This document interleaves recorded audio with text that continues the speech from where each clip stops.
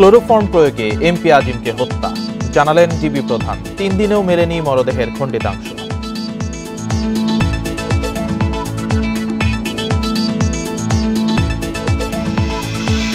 ঘূর্ণিঝড় মোকাবেলায় উপকূলে সতর্কতা, কয়েক জেলায় হালকা বৃষ্টি, মধ্যরাতে ঘূর্ণিঝড়ের প্রভাব শুরুর শঙ্কা।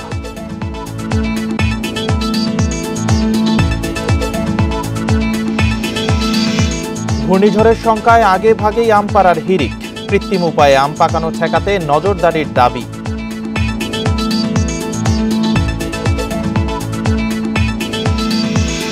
এবং যান চলাচল শুরুর আগেই চট্টগ্রামের এলিভেটেড এক্সপ্রেসওয়ের পিলারে ফাটল, স্বাভাবিক দাবি সংশ্লিষ্টদের।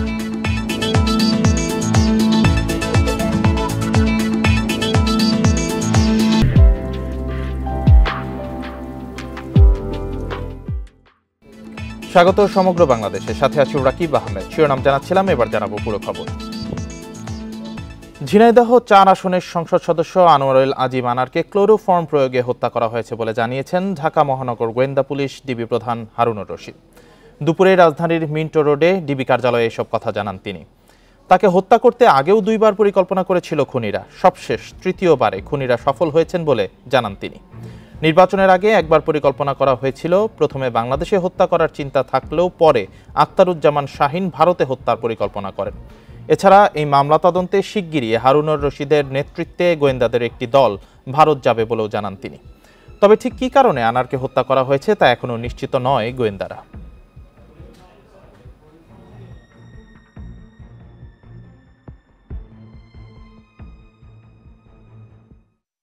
তাকে হত্যা করার জন্য কিন্তু পূর্বেও 2বার প্ল্যান হয়েছে, নির্বাচনের আগে একবার প্ল্যান হয়েছে, তারা ব্যর্থ হয়েছে। তখন তাদের কথা ছিল বাংলাদেশই করবে। দ্বিতীয়বার তাদের প্ল্যান হয়েছে জানুয়ারি মাসের 17-18 তারিখে। সেই প্ল্যান তারা কিন্তু আমাদের আনার সাহেবও গিয়েছেন ওই দেশে, এবং এই চক্রটা কিন্তু সেখানে গিয়েছেন। কিন্তু যেভাবেই হোক হোটেলে থেকে সেটা এই প্ল্যানটার বাস্তবায়ন হয় নাই। তৃতীয় ধাপে সেই প্ল্যানটা তাদের বাস্তবায়ন হয়েছে। সংসদ সদস্য আজিম হত্যাকাণ্ডের সঙ্গে জড়িত অভিযুক্ত আমানুল্লাহ শাহীন ও সেলেস্তা রহমানের কলকাতার নিউ টাউনের একটি হোটেলে অবস্থানের 30 এপ্রিলের একটি ভিডিও ফুটেজ ইন্ডিপেন্ডেন্ট টেলিভিশনের কাছে এসেছে। আমরা দেখে নিচ্ছি সেই ভিডিওটি।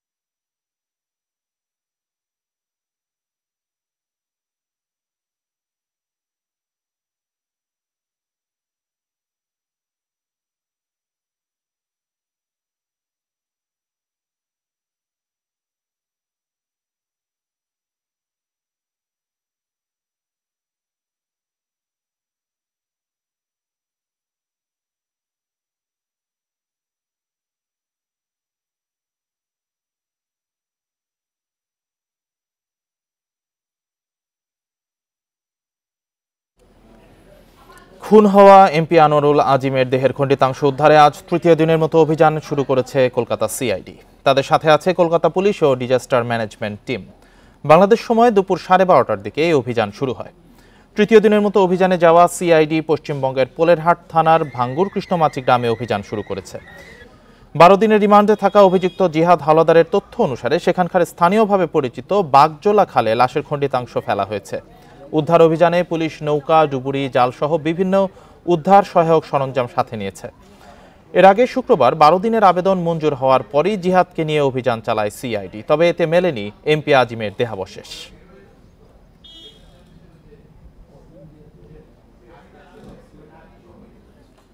সংসদ সদস্য আনোয়ারুল আজিম আনারকে খুনের পরিকল্পনার পরপর অভিযুক্ত আখতারুজ্জামান শাহীন তার গ্রামের 100 কোটি টাকা বিনিয়োগের বাগানবাড়ি আর গরু, ছাগল, হাঁসের বিশাল খামার গুটিয়ে নিতে শুরু করেন। 30 এপ্রিল কলকাতা যাওয়ার আগে প্রায় 2 কোটি টাকায় খামারের সব গরু বিক্রি করেন। আর খুন ও গুমের বিষয়টি নিশ্চিত হয়ে 16 মে সব ছাগলও বিক্রি করে টাকা পাঠাতে বলেন খামার ব্যবস্থাপককে। এর 4 দিন পরই তিনি দেশ ছাড়েন। হত্যাকাণ্ডের বিষয়টি জানাজানি হলে সহায় সম্পত্তি লুটপাট হতে পারে এমন আশঙ্কায় শাহীন আগে ভাগেই এসব উদ্যোগ নেন বলে মত স্থানীয়দের। এমপি আনোয়ারুল আজিম আনার হত্যাকাণ্ডের ঘটনায় ঘুরে ফিরে নামাজতে থাকে তারই বন্ধু কোটচাঁদপুর পৌরসভার মেয়রের ছোট ভাই আখতারুজ্জামান শাহীনের কথা। আইনশৃঙ্খলা বাহিনী বলছেন হত্যাকাণ্ডটি হয়েছে 13 মে। তার আগে 30 এপ্রিল কলকাতায় গিয়ে ভিআইপি রোডের একটি 4 তারকা মানের হোটেলে 9 দিন থেকে চূড়ান্ত করেন হত্যা ও লাশ গুমের সব পরিকল্পনা। হত্যাকাণ্ডের সময় তিনি কলকাতায় ছিলেন না এটি প্রমাণ করতে দেশে ফিরে আসেন 10 মে। এমপি খুন আর গুম নিরাপদে হয়েছে জেনে 16 মে খামারবাড়ি দেখাশোনাকারী ঘনিষ্ঠ আজিজুর রহমান মানিককে ফোন করে 170টি দেশি বিদেশি ছাগল সবগুলো বিক্রি করে টাকা পাঠাতে বলেন। ভাড়া করা হত্যাকারীদের নগদ টাকা পরিশোধের জন্য শাহীন এটি করতে পারে বলে মনে করছেন অনেকে। 6-7 দিন আগে আমার বলছে যেরকম হলো আমার কটা ছাগল আছে ওইটা বিক্রি করার ব্যবস্থা করে দিন। আনার সাহেবের এখানে আত্মীয় স্বজন আছে, তাদের সাথে হলো মেয়রের সাথে ব্যাপক ভালো সম্পর্ক ছিল। কালীগঞ্জের মেয়র সাহেব আর উনি আসছিল মেয়র সাহেবের হলো আমার মেয়র সাহেবের মেয়ের বিয়েতে।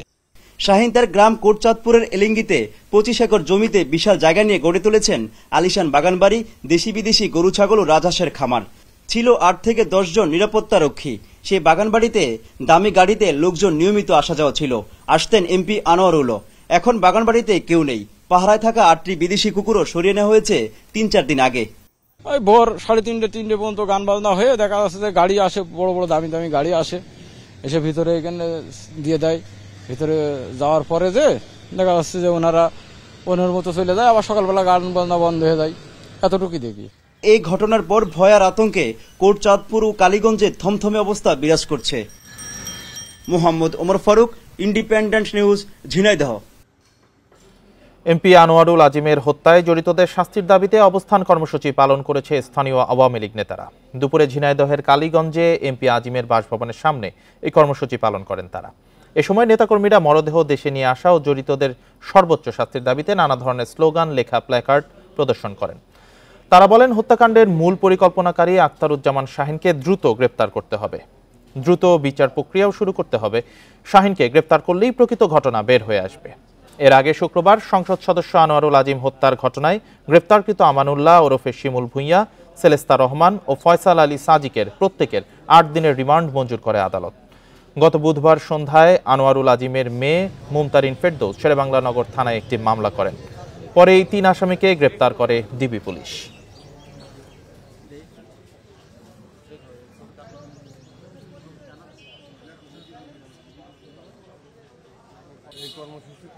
নিষ্ঠুর হত্যাকাণ্ডের সঙ্গে যারা জড়িত তাদের ধরে এনে আইনের আওতায় আনা হোক, তাদের বিচার হোক। আমরা কালীগঞ্জের মাটিতে আমরা তাকে জানাজার মাধ্যমে দাফন করতে চাই। এটাই হচ্ছে আমাদের কালীগঞ্জ মানুষের মূল দাবি। বঙ্গোপসাগরে সৃষ্ট গভীর নিম্নচাপটি ঘূর্ণিঝড় রেমালে পরিণত হওয়ার পর রোববার ভোরে চূড়ান্ত প্রভাব দেখা দিতে পারে। তবে নিম্নচাপটি রাত 9টা নাগাদ ঘূর্ণিঝড়ে রূপ নিতে পারে। এরই মধ্যে সমুদ্র বন্দরে 3 নম্বর সতর্ক সংকেত জারি করা হয়েছে। কাল সন্ধ্যা নাগাদ ঘূর্ণিঝড় রেমাল বাংলাদেশের উপকূল অতিক্রম করতে পারে বলে জানিয়েছেন দুর্যোগ ব্যবস্থাপনা ও ত্রাণ প্রতিমন্ত্রী মহিবুর রহমান।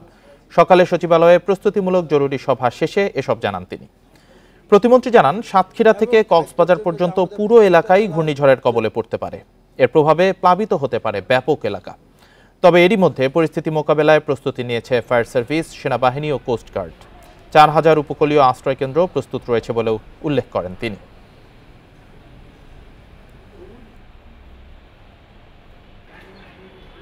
উপকূলীয় আছে সেগুলি আমরা প্রস্তুত রেখেছি এবং খাদ্যর জন্য যে আমাদের প্রত্যেকটা জেলায় যে পর্যাপ্ত খাদ্য গুদামে আমাদের টিন, আমাদের শুকনা খাবার, যে সমস্ত জিনিস আমাদের দরকার হবে সেগুলি আমরা মজুত রেখেছি এবং ভবিষ্যতে আরও প্রয়োজনীয় জন্য আমরা ঢাকা থেকে যাতে আমাদের সাপ্লাই দিতে পারি সেগুলির জন্য আমরা প্রস্তুতি নিয়ে রেখেছি। আপনাদের ডেঞ্জার হইতে পারে রাত্রে 12টা-1টা নাগাদ এটা 10 নম্বর মহাবিপদে চলে যেতে পারে।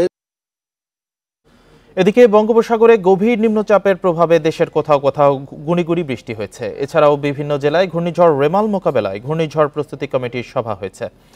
সকালে ভ্যাপসা গরম থাকলেও দুপুরে বাগেরহাট, পিরোজপুর ও চট্টগ্রামের বিভিন্ন এলাকায় গুঁড়ি বৃষ্টি হয়। পিরোজপুরে ঘূর্ণিঝড় রেমাল মোকাবেলায় জেলার ৭টি উপজেলায় ৩৯৫টি আশ্রয়কেন্দ্র প্রস্তুত করা হয়েছে। গঠন করা হয়েছে ৭টি মেডিকেল টিম। উপকূলবাসীকে সতর্ক করে মাইকিং করছে স্বেচ্ছাসেবকরা। নোয়াখালীতে ঘূর্ণিঝড় প্রস্তুতি কমিটির সভায় জানানো হয়, হাতিয়া, সুবর্ণচর, কোম্পানীগঞ্জ, কবিরহাট ও সদর উপজেলায় ৪৬৬টি ঘূর্ণিঝড় আশ্রয়কেন্দ্র প্রস্তুত রয়েছে।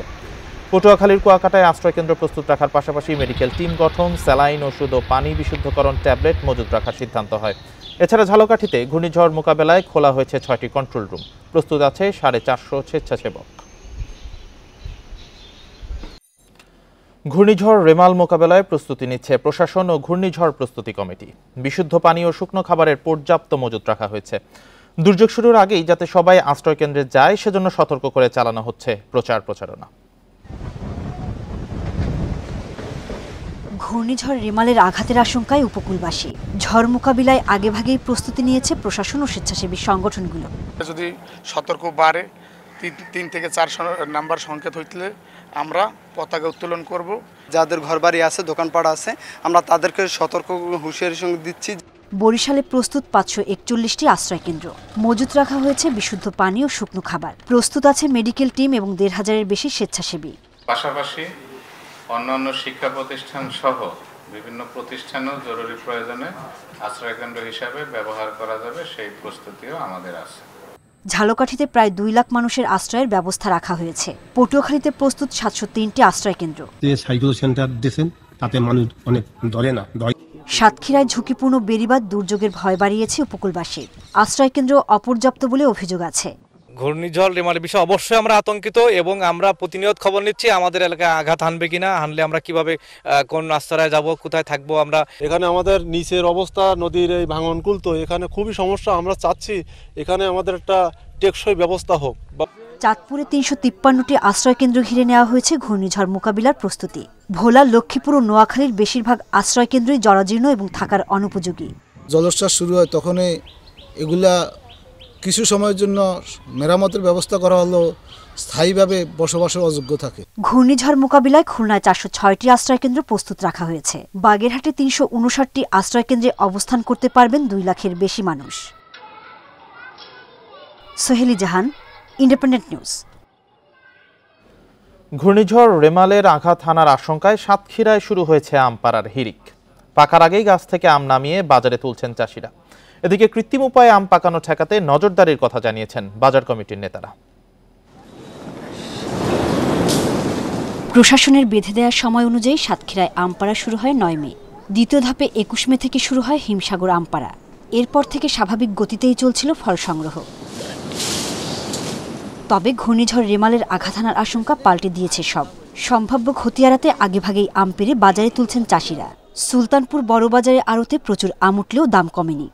শুনতেছি যে একটা ঝড় আসতেছে, বড় আকারের ঝড়, রিমেল ঝড়, এই জন্য আমরা আর কি দ্রুত ভাঙার চেষ্টা করতেছি। ঝড় আসলে আমাদের বিরাট আকার ক্ষতি হয়ে যাবে, যার কারণে আমরা এটা দ্রুত ভাঙতেছি।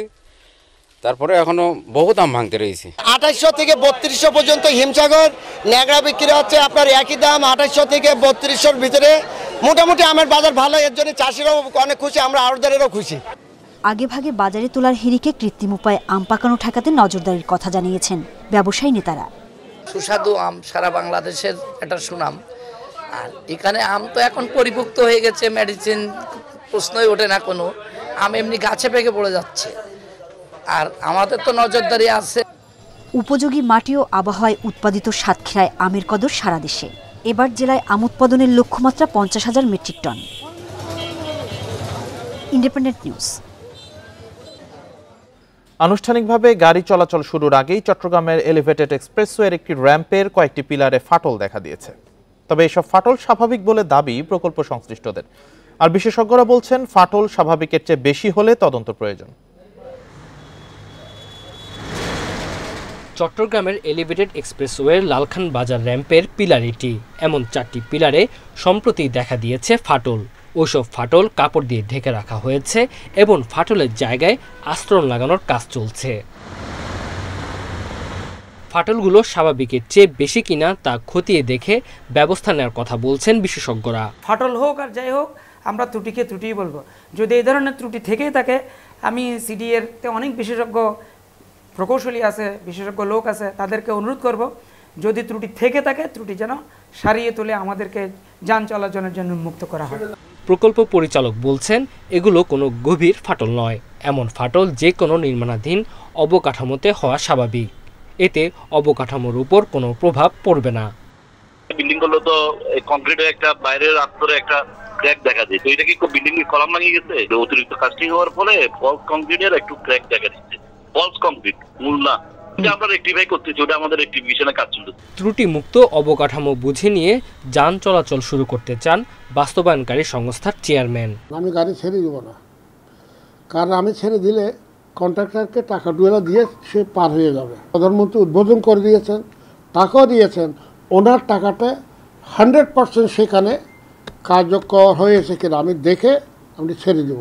গত মার্চে র্যাম্পটি দিয়ে যান চলাচল শুরুর কথা ছিল, পরে তা পিছিয়ে এপ্রিলে নেওয়া হলেও চলাচল শুরু এখনো হয়নি।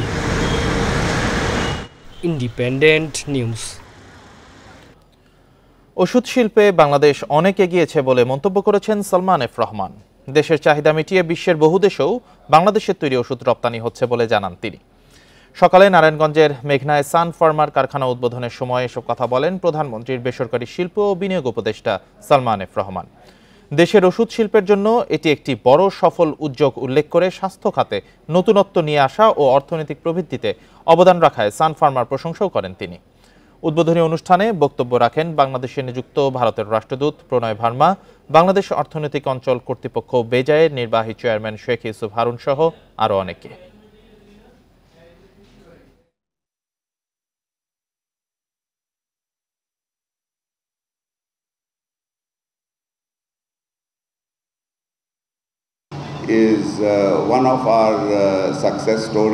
দেশের সাফল্যের অন্যতম অংশীদার ওষুধ শিল্প। দিন দিন এই শিল্প এগিয়ে যাচ্ছে। দেশের 98% চাহিদা মিটিয়ে আমরা এখন বিশ্বের 100টি দেশে ওষুধ রপ্তানি করছি। সান ফার্মা বাংলাদেশে বিনিয়োগ করায় আমরা খুবই খুশি।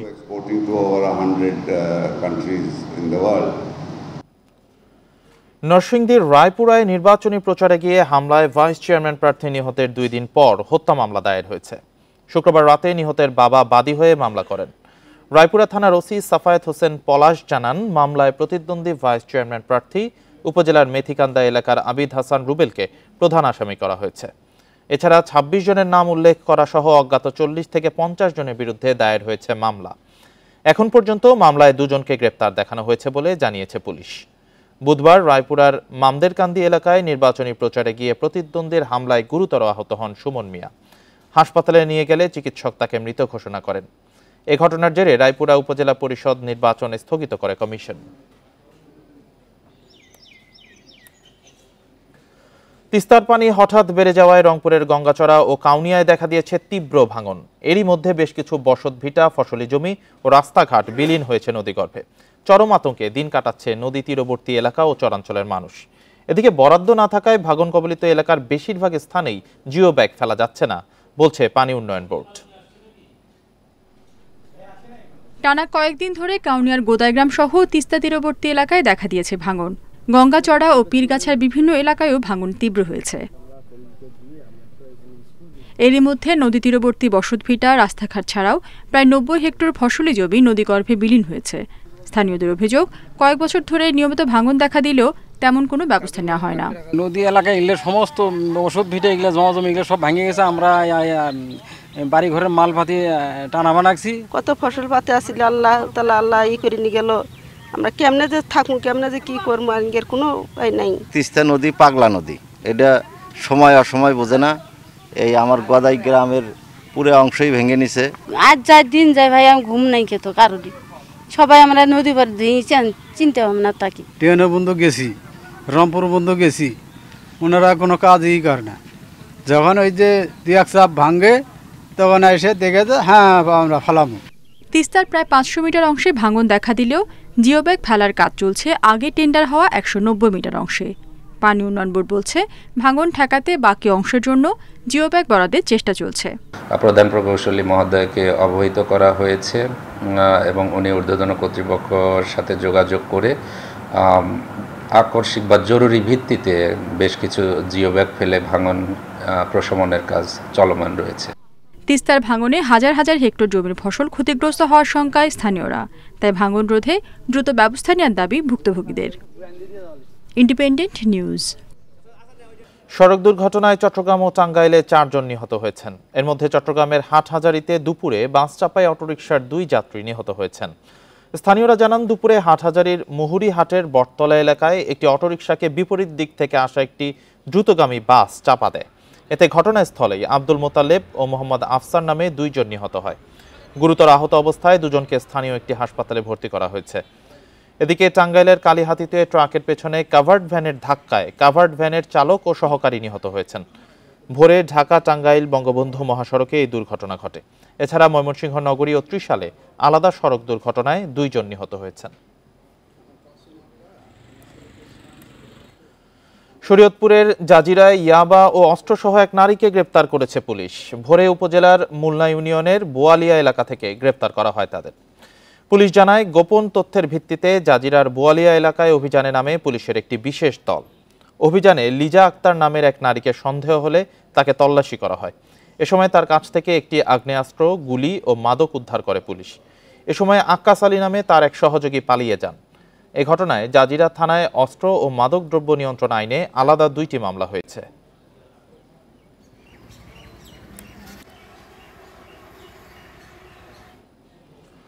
কুমিল্লা ও নোয়াখালীতে আলোচনা ও সাংস্কৃতিক আয়োজনের মধ্য দিয়ে জাতীয় কবি কাজী নজরুল ইসলামের 125তম জন্মবার্ষিকী উদযাপন করা হয়েছে।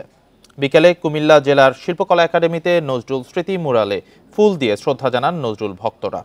পরে একটি বর্ণাঢ্য শোভাযাত্রা বের হয়ে শহরের বিভিন্ন সড়ক প্রদক্ষিণ করে। এছাড়াও নগরীর পূর্ব চর্থায় অসাম্প্রদায়িক চেতনা ও নজরুল শীর্ষক আলোচনা সভার আয়োজন করা হয়। এদিকে জাতীয় কবি জন্মবার্ষিকী উপলক্ষে নোয়াখালী শিল্পকলা একাডেমি মিলনায়তনে আলোচনা সভার আয়োজন করা হয়। সভায় বক্তারা নতুন প্রজন্মকে কাজী নজরুল ইসলামের অসাম্প্রদায়িক চেতনায় উদ্বুদ্ধ হওয়ার আহ্বান জানান। পাশাপাশি সাম্প্রদায়িক অপশক্তির বিরুদ্ধে রুখে দাঁড়ানোর কথাও বলেন তারা। পরে জেলা শিল্পকলা একাডেমির আয়োজনে নজরুলের গান, কবিতা, আবৃত্তি ও নৃত্যানুষ্ঠানের আয়োজন করা হয়। 1.5 দশকেও ক্ষতি কাটিয়ে উঠতে পারেনি আয়লায় ক্ষতিগ্রস্ত সাতক্ষীরার লাখো মানুষ। বাসস্থান, চিকিৎসা, স্যানিটেশন, পুষ্টিহীনতা সহ নানা সংকটে উপকূলীয় অঞ্চলের বাসিন্দারা। বিশুদ্ধ পানির জন্য প্রতিদিনই পড়তে হচ্ছে ভোগান্তিতে। এ পরিস্থিতির জন্য কেউ দুষছেন চিংড়ি চাষকে। 1.5 দশক আগেও সবুজ বনানীতে পরিপূর্ণ ছিল গাবুরা, পদ্মপুকুর সহ সাতক্ষীরার উপকূলীয় এলাকা। 2009 সালের 25 মে জলোচ্ছ্বাস আইলার আঘাতে লণ্ডভণ্ড হয় উপকূল। সেই থেকে লবণাক্ততায় বিষাক্ত হয়ে উঠেছে মাটি। চারিদিকে গাছপালাহীন ঘের, নেই পরিবেশগত ভারসাম্য। স্বাস্থ্য কমপ্লেক্স না থাকায় চিকিৎসা ব্যবস্থাও ভেঙে পড়েছে। সম্প্রতি বেড়িবাঁধ নির্মাণ ছাড়া আর কোনো উন্নয়ন চিত্র চোখে পড়ে না ওই এলাকায়। যেগুলো দেখছি যেভাবে ছিল সেভাবেই আছে, কোথাও কোনো উন্নতি হয়নি। 15 বছর কোনো ধান টান হয় না, কোনো শাকসবজিও হয় না। আমরা খুব কঠিনভাবে জীবনযাপন চাষ করছি। আমাদের আইলার পর থেকে পুকুরের জল তো নোনা, টিউবওয়েলের জল নোনা, তারপরে দিয়েও আমাদের এই জলের উপরে জীবিকা নির্বাহ করতে হয়। তবে উপকূলীয় এলাকার মানুষের নিরাপদে বসবাসের বিষয় সরকার প্রতিশ্রুতিবদ্ধ বলে জানান জেলা প্রশাসক। বাঁধগুলোকে টেকসই করার জন্য ব্যাপক কর্মযজ্ঞ সেখানে চলছে। তো তারপরেও আইলায় ক্ষতিগ্রস্ত কিছু পরিবার যারা এখনও পুরোপুরি ঘুরে দাঁড়াতে পারেনি বা সক্ষম হয়নি, তাদের বিষয়টা আমাদের নজরে রয়েছে। তাদেরকে ইতিমধ্যে তালিকাভুক্ত করে সামাজিক বিভিন্ন নিরাপত্তা কর্মসূচির আওতায় নিয়ে আসা হয়েছে। সুপেয় পানি সংকট ও কর্মসংস্থানের অভাবে অনেকেই ছাড়ছেন উপকূলীয় এলাকা। Independent news. পটুয়াখালীর কুয়াকাটা সৈকতে ভেসে এসেছে মৃত ইরাবতী ডলফিন। সকালে সৈকতের 0 পয়েন্টের পূর্ব পাশে ডলফিনটি ভেসে আসে। জোয়ারের পানিতে ডলফিনটি ভেসে আসার পর স্থানীয় লোকজন এটিকে দেখতে পান। পরে খবর দেওয়া হয় ডলফিন রক্ষা কমিটিকে। গবেষণা প্রতিষ্ঠান ওয়ার্ল্ড ফিশের ইকোফিশ 2 এর গবেষক সাগরিকা স্মৃতি জানান, ভেসে আসা ডলফিনটি বিপন্ন ইরাবতী প্রজাতির। 2-3 দিন আগে ছেনা জালে আটকে মারা গেছে বলে ধারণা করা হচ্ছে। এর আগে গত 2রা মে সৈকতে একটি মৃত ইরাবতী ডলফিনের বাচ্চা ভেসে আসে কুয়াকাটা সৈকতে।